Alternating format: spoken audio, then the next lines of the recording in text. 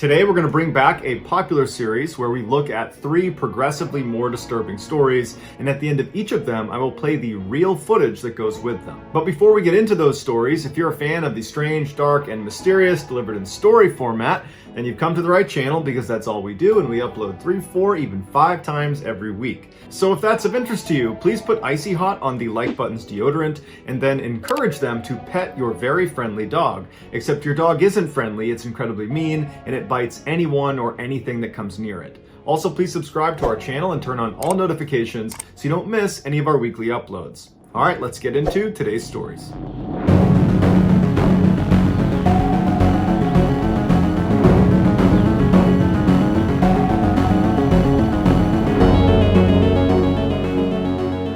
In February of 2019, a young man named Austin and his family moved to Houston, Texas. As soon as they arrived and they had their stuff pulled off the vehicles, Austin went out looking for a job. Because he was brand new to the area and his family was really tight on cash, he started looking for jobs that people didn't necessarily want, the types of jobs that would hire him really quickly. And luckily, 5 minutes down the road from his house was a gas station that was looking for someone to take the dreaded 10 p.m. to 7 a.m. shift.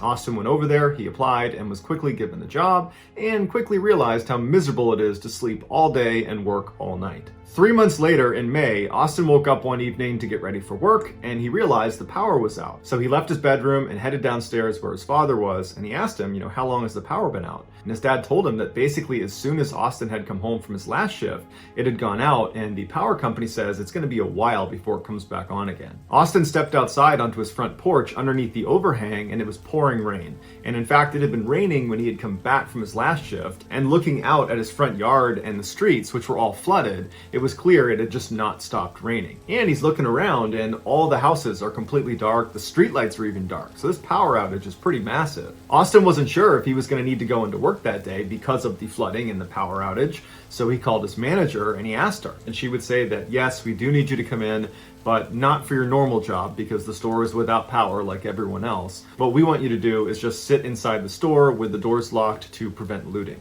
Feeling a little let down that he still had to work, Austin grabbed a cup of coffee, put on his rain boots and his rain jacket, and ran out to his car. The drive to work was surreal. Not only was it totally dark because there was basically no streetlights on and all the houses are dark, but as Austin was driving, the roads were flooded, but because there was no light, it was very difficult to gauge how deep these puddles were.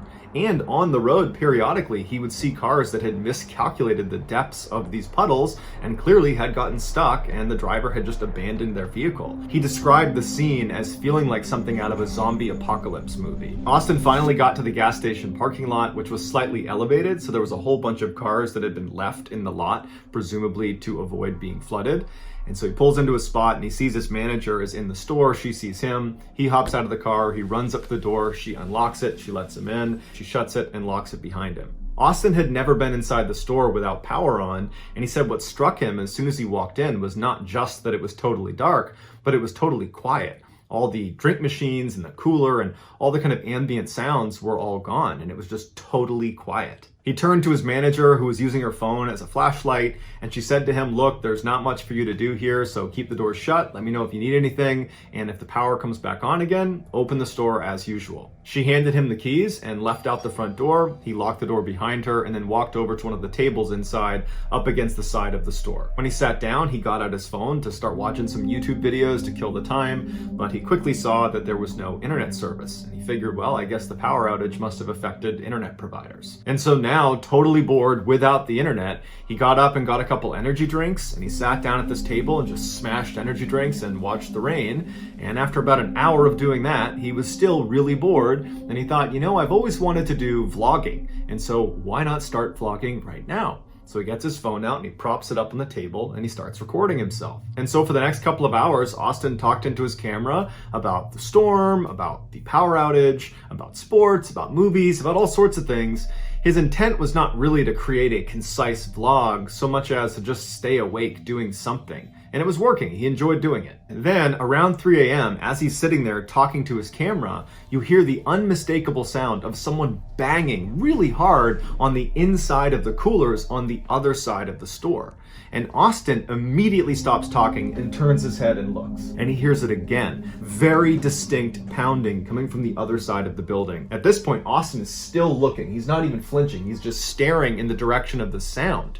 And then he turns back to the camera when he hears a third sound that doesn't sound like pounding, but it sounds like something else coming from that side of the room. And after that third sound, he's had enough. He gets up, he walks out of the store, locks it behind him, and gets in his car. He doesn't go back inside the store for the rest of his shift, and when his manager shows up, he honks the horn to get her to come over. And she's like, "What are you doing out here? Why aren't you in the store like you're supposed to be?" And he just shows her the video. As she's watching the video, she's clearly startled by the footage. And at the end of it, she confesses to Austin that lately employees have been telling her they're hearing weird banging sounds coming from the cooler, and that she had gone in there to check if maybe there was an animal or just something that was causing the sound, and she said she couldn't find it. After this, Austin's manager went inside the store and looked around, and there was no one inside, there was no one in the cooler, and she reviewed the footage of inside and outside the store over the past 12 to 24 hours, and the only people that had come near the store were her and Austin. Austin quit his job there 2 weeks later. Here is some of the footage of Austin inside the gas station. It is pouring. All day it's been pouring. So I went outside to go check, and our street was flooded. And in front of his street.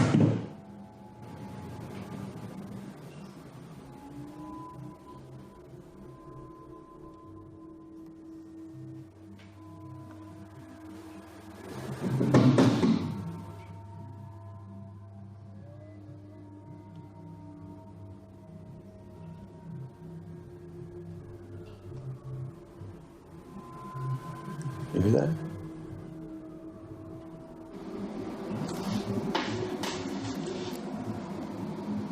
Something is moving around in the cooler.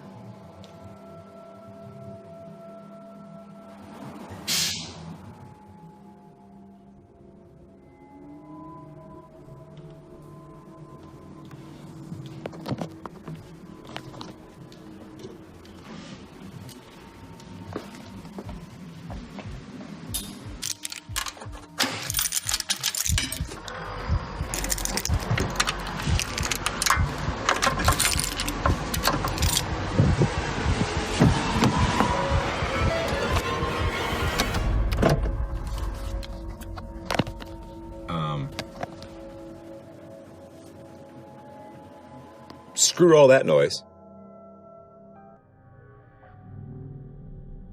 White Island in New Zealand is one of the world's most accessible volcanoes, with only a third of its cone protruding from the water and one of its walls having fallen in, creating a sort of natural drawbridge. All it takes is a 90-minute boat ride or a 20-minute helicopter ride, and you could be stepping off directly into the crater. The island has a definite menace to it, with the acrid air and the acid lake inside of an inner depression and the abandoned sulfur mine where in 1914, 10 men were swept away to their deaths by a mud avalanche. When this mine closed in the 1930s, the island was largely forgotten about for several decades until the 1990s, when adventure tourism really started to heat up around the globe, and locals in New Zealand started taking advantage by offering boat rides and plane rides out to this kind of otherworldly volcano island. And soon, guidebooks were calling a tour of White Island an unmissable trip. Once on the island, tourists were taken on a very established route that started on the southern end of the island on a jetty. They'd walk up a dirt path, they'd go directly through the crater down to this inner depression where they could look over at this acid lake, and then they'd turn around and they'd walk right back, passing by the abandoned sulfur mine on their way back to the jetty. Tourists of all ages could complete this route in about an hour and a half. This volcano is very closely monitored by a geological monitoring service called GeoNet. Every day, they rate the danger this island presents on a 0 to 5 scale, and tours are only allowed to take place if it's 0, 1, or 2. Anything above 2 and it's too dangerous. On November 19th, 2019, GeoNet rated the danger of the island as a 2, saying that it looks like, eruptive activity is more likely, but still safe for tourism. Now, make no mistake, anybody that went out to White Island was made fully aware of the risks of going out to the island, including that rating system. Hey, today's a 2, so it's on the upper bounds of what's acceptable. But that was part of the thrill of going out to White Island. It was like you're brushing up with death, but it feels really safe because the guides are out there with you and they're kind of joking about how it might erupt any day. You could be enveloped in an acid mist and obliterated by rocks, and people thought that was like kind of fun. And so when the rating was bumped up to a 2, suddenly people were more inclined to go. It was more exhilarating. Fast forward a few weeks to December 9th, the GeoNet rating is still at a 2, and 5 groups of tourists headed out that morning for White Island. You had 3 big groups that were in 3 separate boats, and you had 2 smaller groups that were in their own helicopter. They made their way out and they arrived around 1 p.m. and they began staggering tours up the path, down into the crater, down to the acid lake, and then back out again. By about 2 p.m., 2 of the large groups that came in on boats had finished their tour, got back on their boats, and were ferrying around just offshore, taking pictures of the island, and 1 of the 2 helicopter groups had already boarded their helicopter and taken off. At 2:09 p.m., 47 tourists and guides were still on the island. 26 were down near the jetty waiting to board their boat to leave, and 21 were still deep inside of the crater. 1 minute later, at 2:10 p.m., one of the cameras operated by GeoNet to measure volcanic activity on the island snapped this picture of the 21 people down in the crater. Now, the image is not clear enough to make out individuals, but you can clearly see body shapes, and it looks like they are relaxed, walking in a straight line, making their way back to the jetty. For all but 3 of them, this would be the final picture of them taken alive. 1 minute later, at 2:11 p.m., the volcano erupted, consuming almost everyone inside of the crater, sending steam and ash and acidic mist 2 miles into the air, followed immediately by another explosion that went horizontally, firing rocks and more acid and boiling steam in all directions. Of the 47 people that were still on the island when it erupted, 19 died instantly and 2 more would succumb to their injuries later. These survivors required so many skin grafts that New Zealand put out a global order for 33.8 square meters, the equivalent of 16 bodies worth. One tourist named Alessandro Kaufman was on White Island that day. He was one of the tourists that was in one of the 5 groups of people that went out. He was in one of the boats, and he was one of the last people to get off right before it erupted, literally minutes before. And he was filming as his boat was loitering just offshore, waiting for the last 47 people to leave the island. Here's what he shot. Só embarcar. Morning.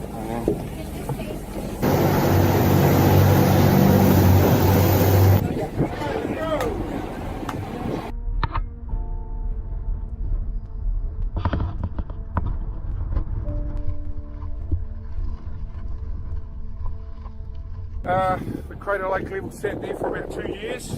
Then in 2000. Iniciamos às 10, são quase 2 horas da tarde, finalizando aqui. É isso, agora partiu pro continente.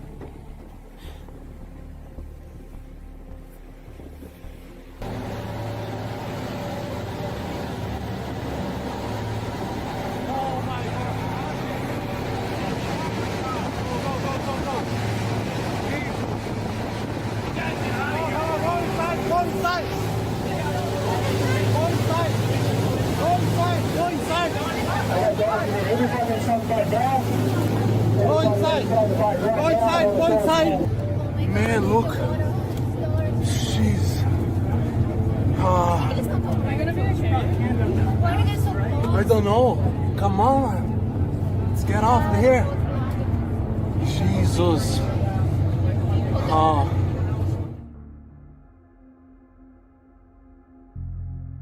On July 29th, 2008, a little after midnight, a 40-year-old man named Vince Lee boarded a Greyhound bus bound for Winnipeg, Canada, using a fake name. He had left his house abruptly without telling his wife where he was going, but he left her a note, which she would later give to police, and the note just said, "I'm gone, don't look for me, I wish you were happy." Vince rode the bus for 5.5 hours without sleeping and got off when it stopped in Erickson. And the bus driver would say to him, "Hey, this is not your stop, you want to get off at Winnipeg."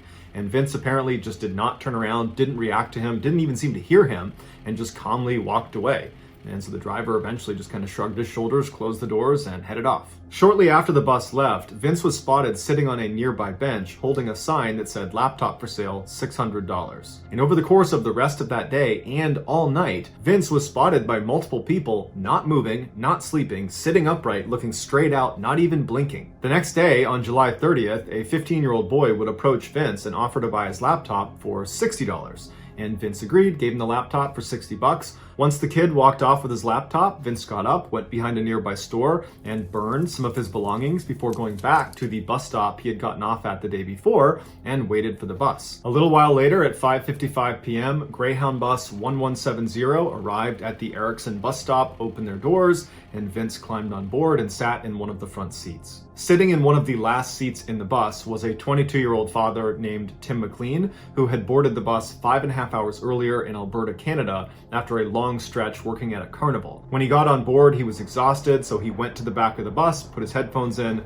leaned his head against the glass, and had fallen asleep. And when Vince got on board, that's what Tim was doing. He was still sleeping in the back. As soon as the bus left the Erickson bus stop, some of the 36 other passengers on board would say Vince was acting very strange. He was looking down and muttering to himself, and at one point Vince got up and he was pacing up and down the aisle towards the front of the bus. When the bus made a quick stop, Vince stood up, moved to the very back of the bus, and sat directly next to Tim in the same seat. Tim woke up, turned over, looked at Vince, gave him a quick smile, and then rolled back over and fell asleep, unfazed. The bus started moving again, and then a little while later, at 8:30 p.m., Vince stood up and went to the bathroom in the back of the bus. And some of the other passengers noticed he had a large knife in a sheath on his belt. 5 minutes later, Tim is still fast asleep against the window. Vince comes out of the bathroom and he goes back into his seat, but instead of sitting down, he puts his right knee on his seat and plants his left foot on the ground right in front of his seat, so he's facing Tim.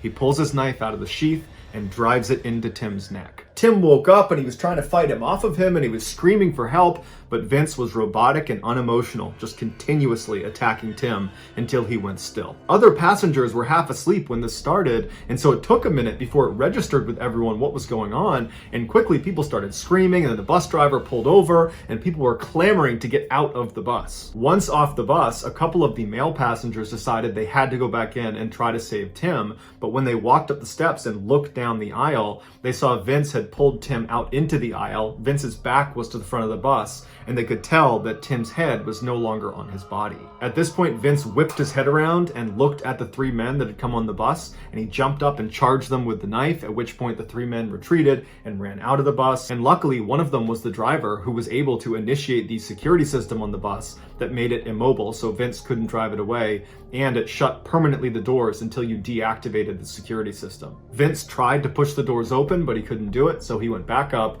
and continued to attack Tim's body. While waiting for the police to show up, horrified onlookers had to watch Vince as he continued to attack Tim, and in fact, at one point, Vince began eating Tim and actually held his body up to show them what he was doing. Finally, the police arrived, and after a standoff, Vince leapt out of one of the windows and was tased repeatedly and then arrested. Once in custody, he said he was sorry, but he also said the reason he did it was God was speaking to him while he was sitting on the bus, and he was instructing him that Tim was an alien who was going to attack him, and so he needed to go kill the alien to save the world. In a controversial turn of events, Vince Lee was found not criminally responsible for the death of Tim McLean, and so was not given jail time. He was sent to a treatment program that, after he finished, he was fully released. He was allowed to change his name. He has no restrictions. He has no supervision. He is a totally free man. Just minutes after Vince was apprehended by police, one of the passengers who had been sitting near Tim when the attack started gave an interview where he described what happened.